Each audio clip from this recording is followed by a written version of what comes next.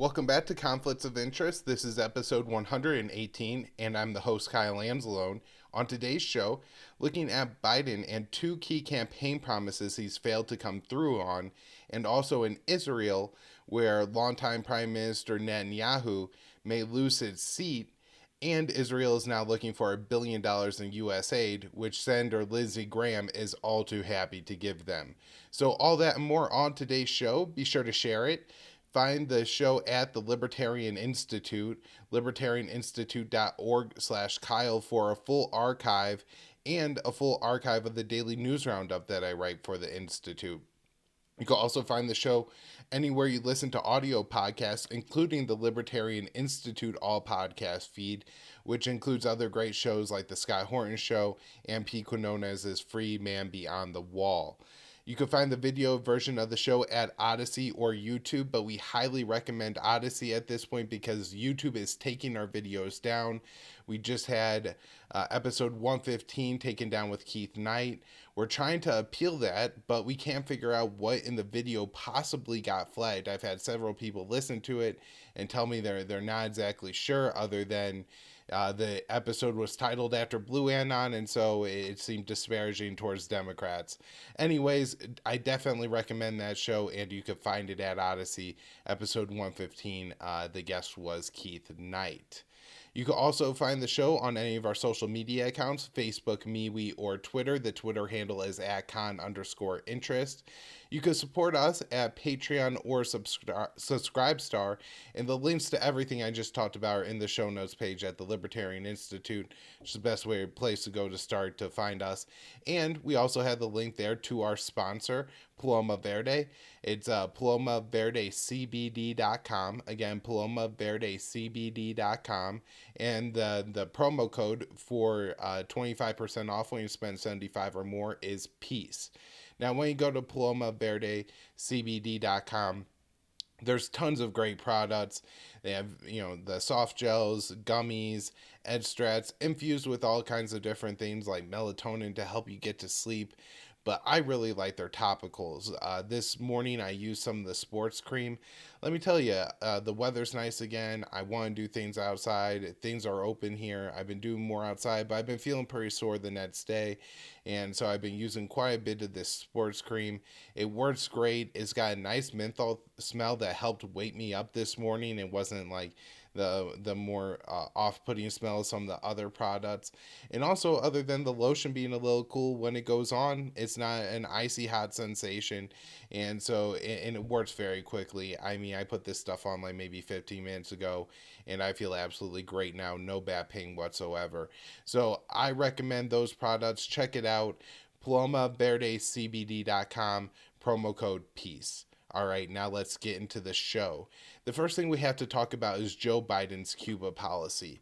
Now, he is essentially just maintaining Trump's Cuba policy, which he denounced when he was a candidate.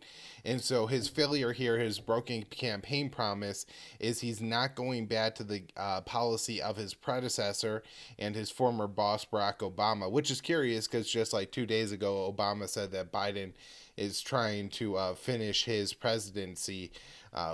I'm sure that's only going to be good fundraising fodder for the Republicans, but it's not actually true. That's not actually what Biden is doing, but especially that's true when we look at foreign policy. Biden has talked about, again, when he was, campaigning, he was in favor of normalizing ties with Cuba, and now once he's president, he's essentially keeping the Trump policy. Now, before we talk about why he might be doing this, let's look at what actually happened here, because it's a little bit, nuanced and bureaucratic, where the State Department issued a report under the Arms Export Control Act, which requires an annual report every May to come out. And that report labeled, I believe, 5 countries as not fully cooperating with U.S. anti-terrorism efforts. Now, that seems pretty vague to me. And actually, if you look at all these countries on the list, Iran, North Korea, Venezuela, I believe Syria, Cuba. They're countries that don't have strong ties with the U.S. And so, while I don't think the Cubans are training jihadists or terrorists, at the same time, I guess if they're not working with the U.S. Or the FBI, the FBI says, "Hey, some guy's down in Cuba. We want you to extradite him," and the Cubans say no, and just because they're not gonna do things for the American government that's sanctioning them and destroying their economy, the embargo, efforts against Cuba at the UN, all this, made Cuba probably not want to cooperate with the U.S. So there could be examples of that you could cite and say, oh, Cuba isn't, is hindering the U.S. efforts here. But it's not that Cuba is supporting terrorism or anything like that.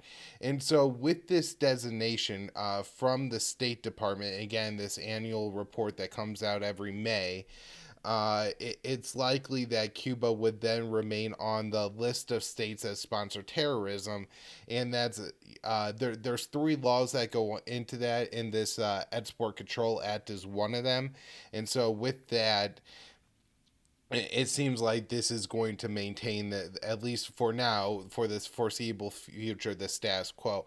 Now, we already had some indication of this in March. The House Press Secretary Jen Psaki told reporters that a Cuba policy shift is not currently among President Biden's top priorities. It's always hilarious how presidents have most control over foreign policy. That's what they have most influence over.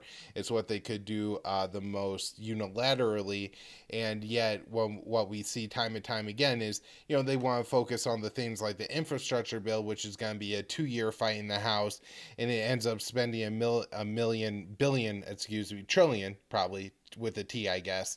Man, I'm outdated on my economics. Sometimes I forget how many zeros behind the one the U.S. is typically spending these days. But let's say $1 trillion, and it's all going to go to cronyist, corporatist crap, and very little is going to go to improve the infrastructure in the U.S. And I think the examples of it, and everybody say our crumbling infrastructure is a little bit of an exaggeration, but there probably are infrastructure projects in the U.S. that could use money, but I'm not convinced that the deal reached by Joe Biden, Nancy Pelosi, and Mitch McConnell is going to net Americans a deal that actually improves our infrastructure and not just enriches their friends. So, anyways, that's what they tend to focus on, those kind of things where Biden could just really unilaterally change this, appoint State Department personnel that are going to say like, hey, Cuba's not a country that supports terrorism, so we're going to take them off this list, and we're moving steps to remove sanctions, increase ties, and stuff like that. I've also seen the Biden administration, or at least the narrative, continue to be pushed from the permanent kind of deep state under the Biden administration about any kind of sonic or microwave weapons, and they've kind of targeted Russia with that. But initially, this was the Trump administration's excuse to start to roll back relations with Cuba. They were saying, oh, they're using these serious ray micro weapons or sound weapons or something on our diplomats in Cuba, and that's the reason we had to start to roll back our ties with them that Obama started. So that's kind of where we're at with the Biden administration. They're just continuing the policy of the Trump administration on Cuba, which is really disappointing. Now, the real question is why? Because, again, this could be a very easy foreign policy win. I think like returning to the Iran nuclear deal, was something that was pushed by his predecessor. And after, 4 years of Trump, Biden was elected with, whatever mandate he was elected with, the idea would be to return to the Obama policy, right? And that it doesn't seem like that's really a concern of Biden's at all, even though that's what the media pretends is going on. I think this is what this is really about, is the Hispanic vote in Cuba. We saw Marco Rubio come out and praise this. This was the policy of Trump that likely helped him to win the state in the 2020 election. Whenever people talk about they talk about how much the Hispanic vote, especially in Southern Florida, turned out for Trump. This is a community that really does care about punishing and making sure, trying to regime change the government in Cuba. And so it nets votes if you're hawkish on Cuba, and I think that's what Biden's focus is here, and why Biden wants to keep this policy. It has nothing to do with actually what's best for the Cuban people, and yet that's probably what they're going to pretend like this is about, also the safety of the American people, and it's really about neither. So that's one failed campaign promise of Biden's that's very disappointing. And I know I've talked about the nuclear deal in the past, but this time I want to talk about Biden's decision not to return to the Open Skies Treaty. There's a great write up that was out yesterday. You can find it at Responsible Statecraft. That's the Quincy Institute. Biden's grounding of Open Skies Treaty is a folly amid Russia tensions. And he kind of looks at this, very short sighted decision by Biden not to return to this agreement, especially as we move towards Biden's first meeting with Putin coming up later this month. So the Open Skies Treaty allowed overflights of member states, and so this wasn't just a treaty between the U.S. and Russia. It was a treaty between most European states, including Belarus, the UK, Poland, and Russia, that will allow all of them to fly over each other's countries. Now, because of who everyone was involved and how many overflights the U.S. did, the U.S., I believe, actually gathered more data on Russia than the other way around. So it seems like it was a good deal for the U.S., but of course, the man who hates international agreements, the evil mustache, more than anybody else, John Bolton, under the Trump administration, really put us on the path to destroy the agreement, and it was destroyed before Trump left office. However, I think the Russians saw an opportunity for the Americans to get back in under Biden as a candidate. Biden was, called for getting back into it, and he, opposed Trump's decision to withdraw from it, and yet. As a president, he's now decided that the U.S. won't re-enter it, and so it's essentially being dissolved because if the U.S. isn't in it, it doesn't benefit Russia at all to be within this agreement. So it went in effect in 2002, and I believe it's now completely off the table. Larison makes the point that that the bottom line here is the United States is worse off without it, and Europe is less secure without it. And so, maybe these overflights could have provided some insight into the, quote unquote Russian military buildup that was on the border with Ukraine and stuff like that, had this treaty still been in effect.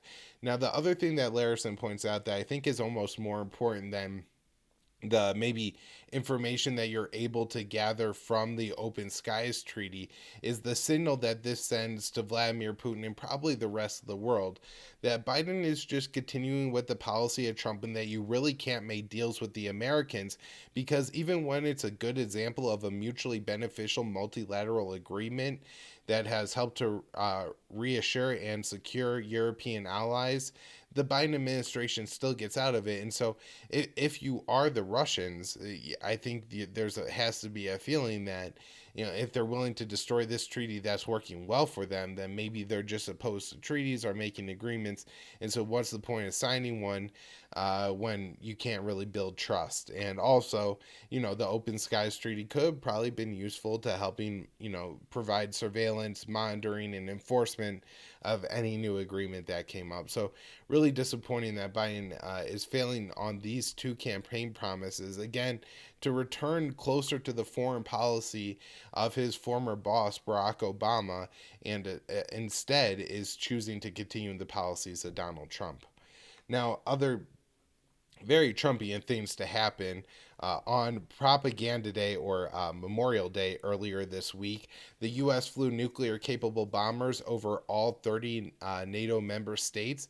And yes, this includes Norway, Poland, Estonia, Latvia, and Lithuania, who all border Russia, excuse me. So we flew these bombers along 5 countries that border Russia.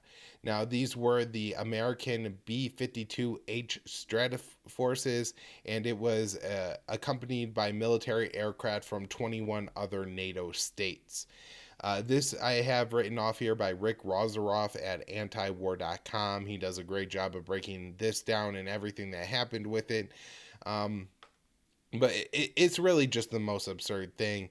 This maybe is a show of force or a show of unity is what they're going to call it. But look, the NATO member states know that this doesn't actually impact it, that Article 5 exists. And, we say that if one NATO member state is attacked, the rest of them go to war. Russia is aware of this, and it's not like flying these bombers everywhere is what's going to convince them not to carry out an attack, or, that the U.S. isn't serious about defending our allies. And it just creates the situation where we're doing this simply to, fly bombers and, waste money. Also, for an administration that claims to be really concerned about, climate emissions and how we need all these electric vehicles, it seems rather absurd to waste all this fuel and carbon emissions. Also, landing these planes all the time requires that, they're changing the tires more often. Those are petroleum based. Just all these carbon emissions that are created out of flying these kind of missions. You would think the Biden administration would be concerned about scaling them back and only doing it if it's absolutely necessary. But no, that they just do it over Memorial Day, because of hell yeah, American first. Look at that bald eagle kind of messaging that they need every year on that day. All right, another one by Rick Rozaroff. And this one says that the Russian government, in this particular sense, is Major General Igor Konakozharov, and he's the spokesman for the Russian Defense Ministry, warned that the U.S. and NATO will exploit this year's Sea Breeze military exercise in Ukraine to smuggle advanced weapons and munitions to the nation's armed forces and fantastic paramilitaries and mercenaries of the infamous Azov Battalion. And so there's, a lot here that we've talked about in the past on the show. Sea Breeze is this year's NATO exercise that's going to include 4,000 troops, 40 combat ships and other vessels, 30 military aircraft, and over 100 armored vehicles from 29 NATO members and partner states.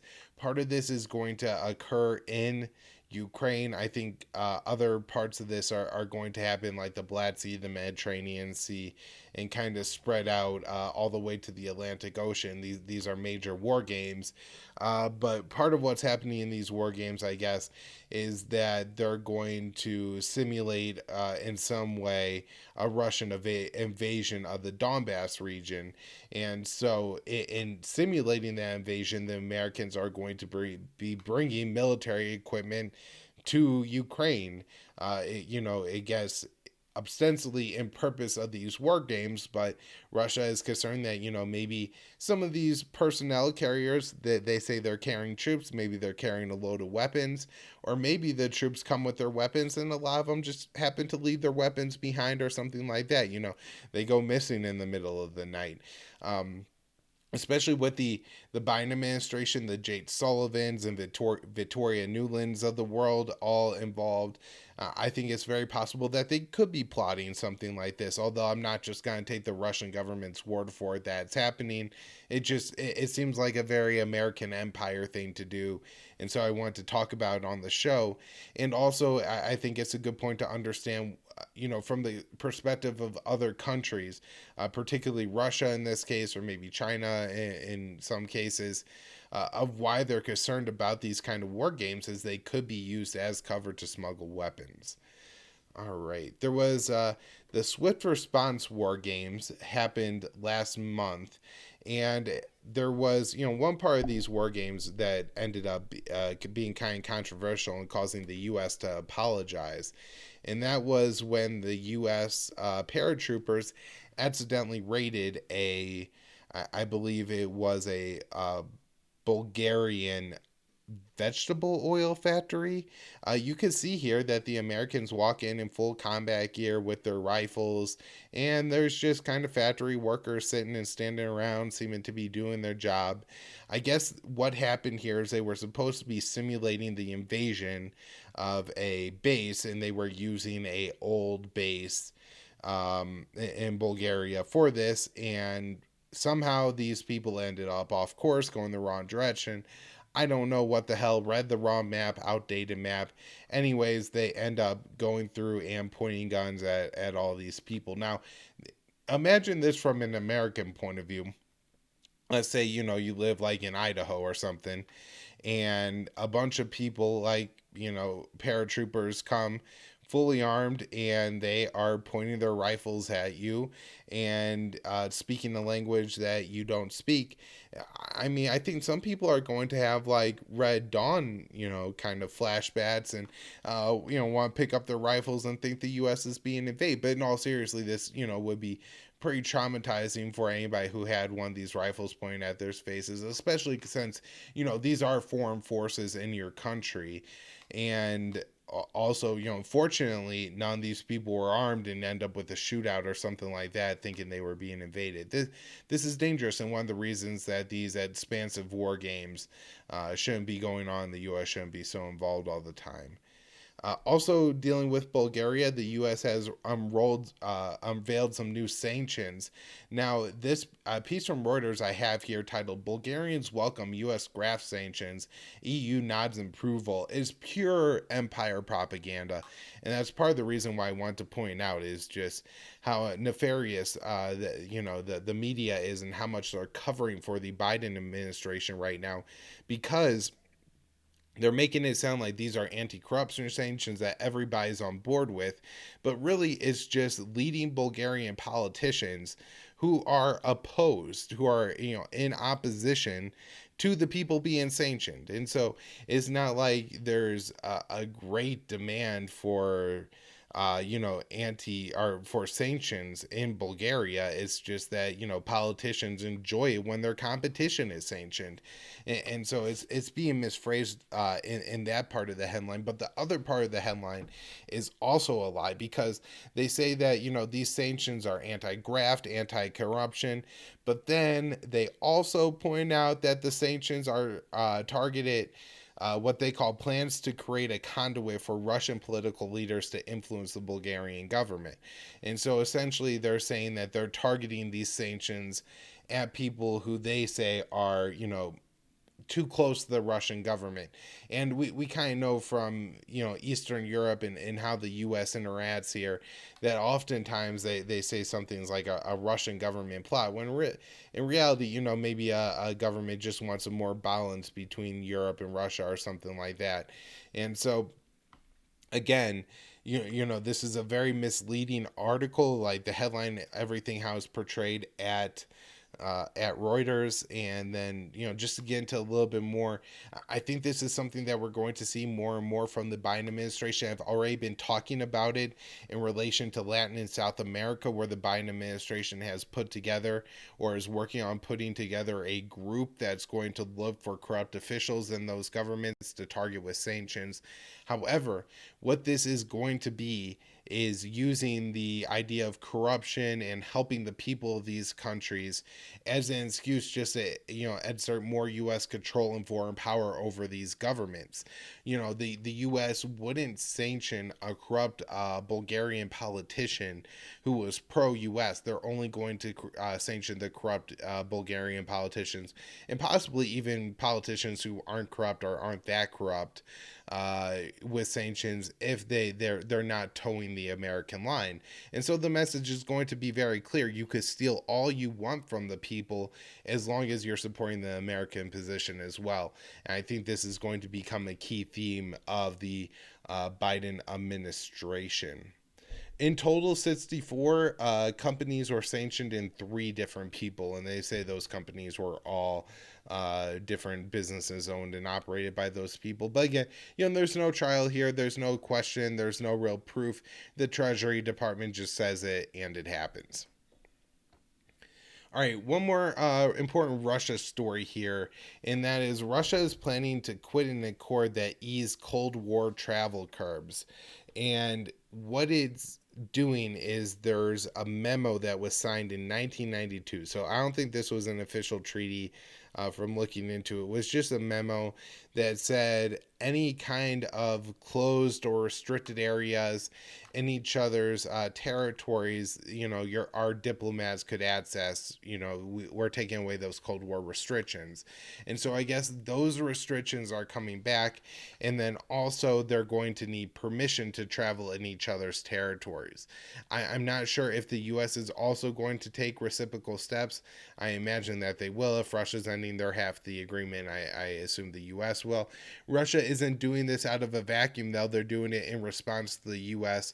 earlier this year expelling Russian diplomats from the U.S. And so this is a further deterioration of the U.S. and Russian relationship. And we see it happening under the Biden administration, very similar to the way it happened under the Trump administration. Maybe the rhetoric's a little less bombastic. Maybe the media doesn't cover it the same way, but the actions that both administrations are taking are very similar. All right, the next thing I have is talking about Israel, and I'm going to start off actually with Israel wanting another, I believe, $1 billion. I don't know if it's a little bit more. They're saying the number they're floating is $1 billion in U.S. aid this year to replenish the Iron Dome system. Now, I don't know why Israel just doesn't buy it. It seems like demanding this in aid is kind of counterproductive and really allows more people to stand against it, right? Like, you don't want to give away American money. But anyways, Israel First Senator Lindsey Graham wants to give away your money to make this happen. So this is it's kind of hard to watch. The audio will play. This is for anybody just watching. Lindsey Graham staying next to the current sitting, at least as of today, Israeli Prime Minister Benjamin Netanyahu. They got American Israel flags behind him, and Lindsey Graham is holding a little sign that says "More for Israel" in English and then Israel also in Hebrew, I believe. Then you, Lindsey, Senator Lindsey Graham. He is a stalwart champion of our alliance, and we have no better friend. So I want to thank you for everything you've been doing over the years on our defenses, our security, on Iran. You've been a tremendous friend, tremendous ally. Thank you. Welcome. The eyes and ears of America is Israel. You talk about the Five Eyes, they're important allies, but nobody does more to protect America from radical Islam than our friends in Israel. And I just want you to know, this sign says all you need to know about my trip. To every American, what happens with Iran matters to not only to America, but to the world. The worst. All right, he goes on, I think, for like another 30 seconds, but I've had enough of watching Lindsey Graham shill for Netanyahu. The reason that this is so disturbing, of course, is that you have an American senator. This is supposed to be the capital of the world American empire, right? Standing there absolutely giddy to give away more American taxpayer dollars to Israel. It's crazy. He's standing there with a little sign next to the Israeli prime minister it says "More for Israel." Now it's absolutely insane that the liberal media, after 4 years of looking, or 5 years really, of looking for a Republican who was loyal to Trump, now having a Republican who's pledging his loyalty to Israel and not even questioning it at all. And honestly, they're probably going to be supportive of it, because it looks like this plan to give another $1 billion of Israel has bipartisan support from 55 members of Congress, and are just from the House. Those 55 members have signed a letter demanding this happen, and so this is really concerning. That we're going to be giving away more of our money to Israel, especially for the Iron Dome system, which really allows Israel to be able to wage military campaigns against Gaza and really blunt the impact that that would have on Israel. So, the citizens of Gaza have no air defense or no way to defend themselves. So if Hamas launches rockets, Israel ends up killing 60-something Palestinian children. But because Israel has the Iron Dome system, very few Israelis even experience, some kind of direct impact of a house being destroyed, something like that, from the Hamas rockets. And so it allows Israel to not feel any pressure from their people for waging a very gruesome campaign against the people of Gaza. So very disappointed to see them being given that money, but I'm pretty sure it's gonna happen. I don't have a whole lot of hope that this is going to be blocked. And even if they do block the aid, they're definitely going to sell them the Iron Dome system.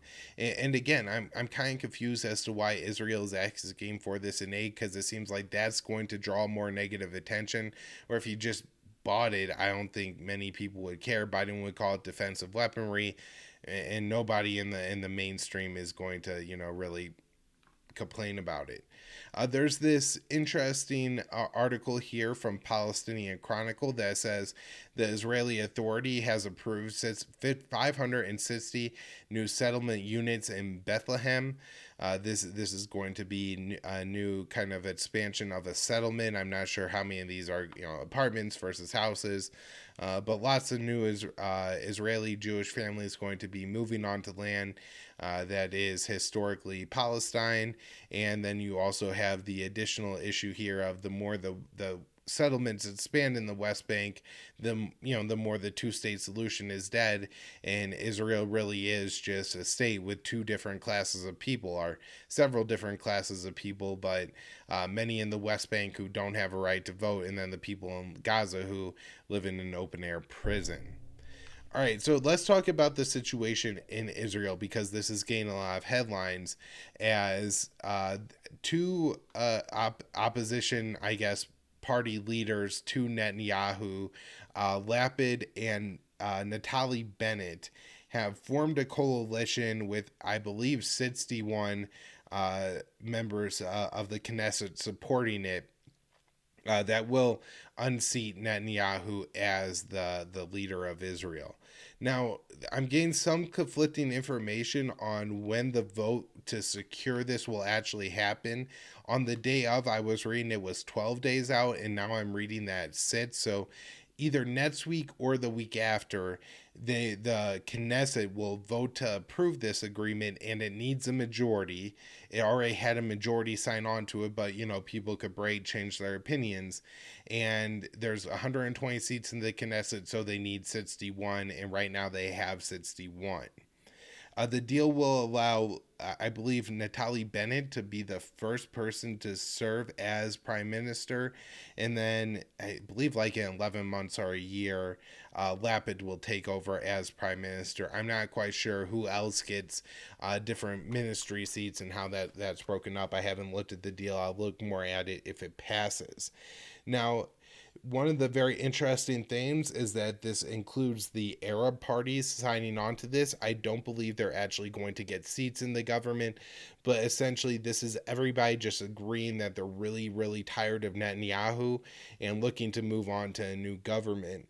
I believe Bennett was actually like the minister or head of the Israeli like settler expansion unit or whatever that post is called. And so, this is not somebody who likes Palestinians or is kind to them or in any way wants really a more liberal policy when it comes to Palestine and the Palestinians. I'm not sure, how much of this reflects the divide among, the Palestinian people that include the Arab citizens of Israel, because that, these are the Arab parties. They're not the Palestinian parties. They don't represent the people of West Bank or Gaza. They represent the people of Israel who are Arab. The people who live within, I think, Israel's 48 borders, they call them, and who have, citizenship and the right to vote. And so maybe things could get a little bit better for those people and worse for the people in the West Bank.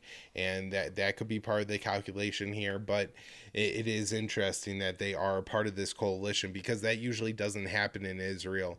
In fact, we saw like 6 or 9 months ago, Benny Gantz, who was almost able to put together a coalition to unseat Netanyahu, refused to enter into a coalition or allow the Israeli Arab parties to support his coalition, because it's so toxic to be that associated with the Arabs. Now, that's just the Israeli bigotry.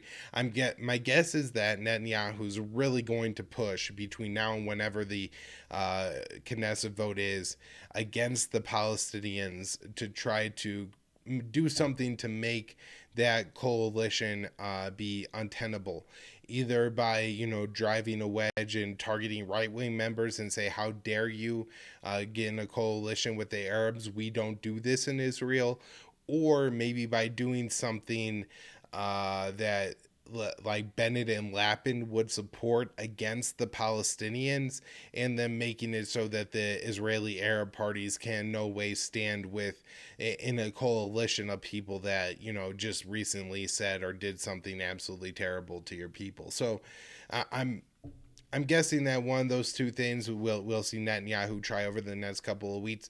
Now, one of the reasons I think Netanyahu is going to try so hard to cling to power isn't just because he's done it for decades and is an extremely shrewd politician, but right now he's facing corruption charges, and really the only thing that's going to save him, people are speculating, is being prime minister. Now, maybe things play out and he's able to get a slap on the wrist or something like that, but he seems very concerned about these corruption charges.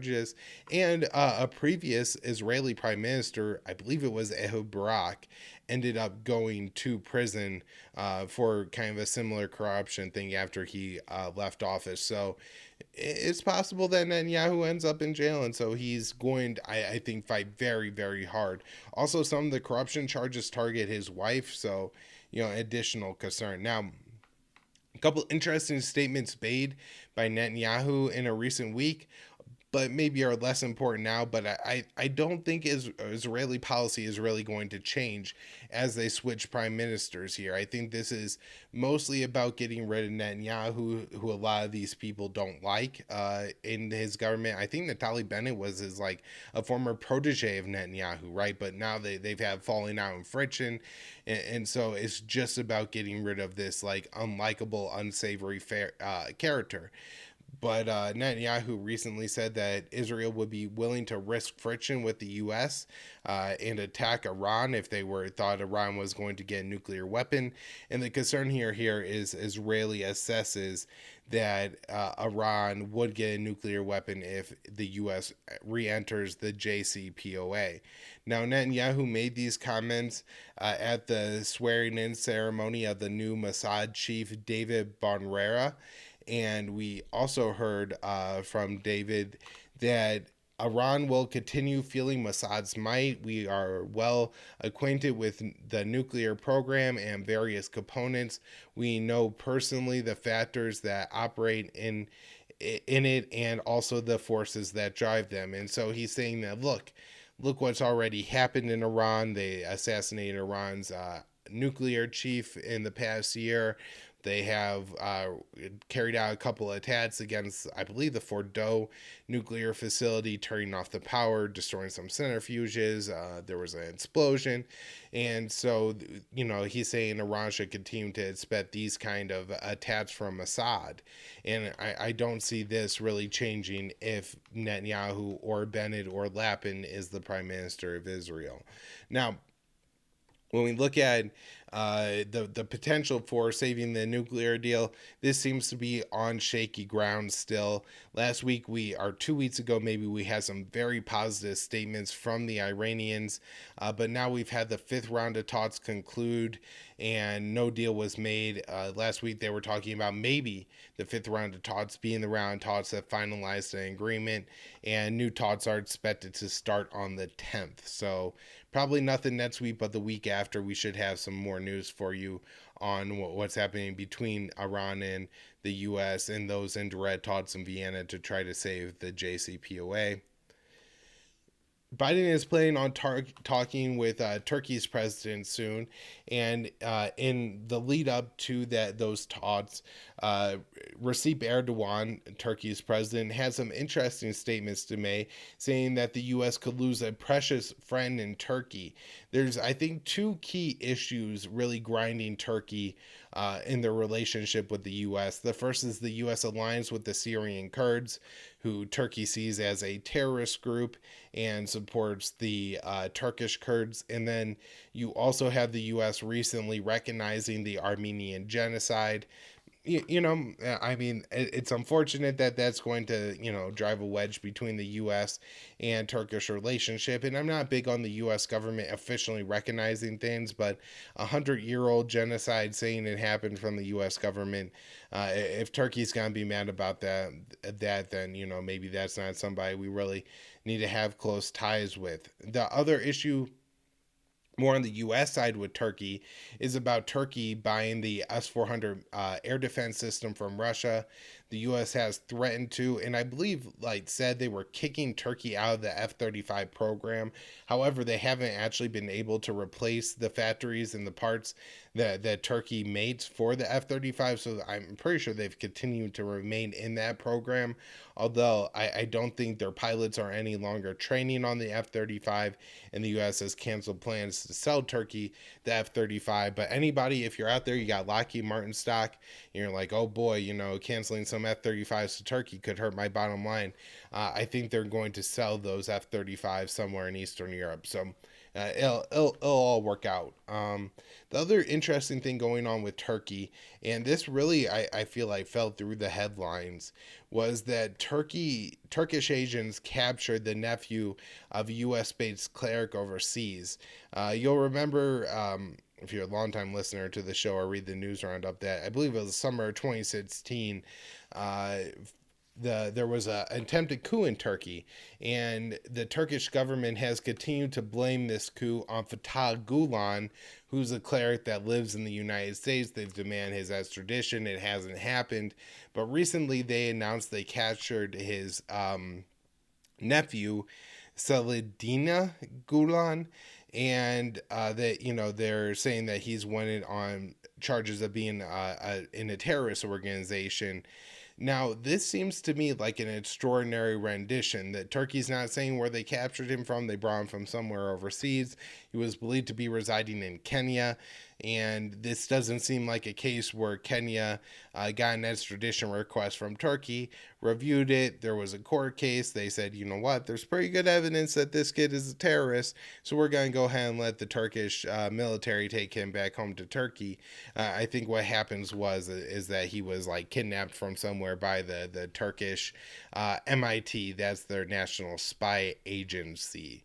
And it's very interesting that this falls through the headlines, especially when with the recent Belarus situation where they kidnapped that blogger. This one nobody is really paying attention to, but it seems to be an example of the U.S. A U.S. ally carrying out extraordinary rendition. Disturbing news from the U.S. Secretary of Defense Lloyd Austin. He spoke with Crown Prince Mohammed bin Salman and reaffirmed Washington's commitment to defend Saudi Arabia. Yes, that's Saudi Arabia that's waging a genocidal blockade and air war in Yemen. We're continuing to support that government, and we're making sure that they face absolutely no consequences from their offensive operations in Yemen. So, we'll make sure that the Saudi planes can go to Yemen, that they could bomb the water treatment facilities, the flocks of sheep, innocent children on school buses in Yemen. And then when the, groups in Yemen who want to fight back fire missiles at Saudi Arabia, we'll make sure that they could either shoot those missiles down or help Saudi Arabia have capabilities to destroy those missile systems is what he's talking about. Making sure, again, just like with Israel, that this is a one-sided war and you could only inflict pain on the people of Yemen or the Palestinians, and that absolutely nothing could happen to the U.S. allies. In Syria, there's a few interesting things going on, human rights violations with our allied Kurdish forces. The first is that Kurdish forces attacked protesters in the Syrian city of Manbij with live ammunition, killing 8. This is a city that's overwhelmingly Arab, and probably a city that's is conquered and essentially under occupation right now by the Kurdish forces.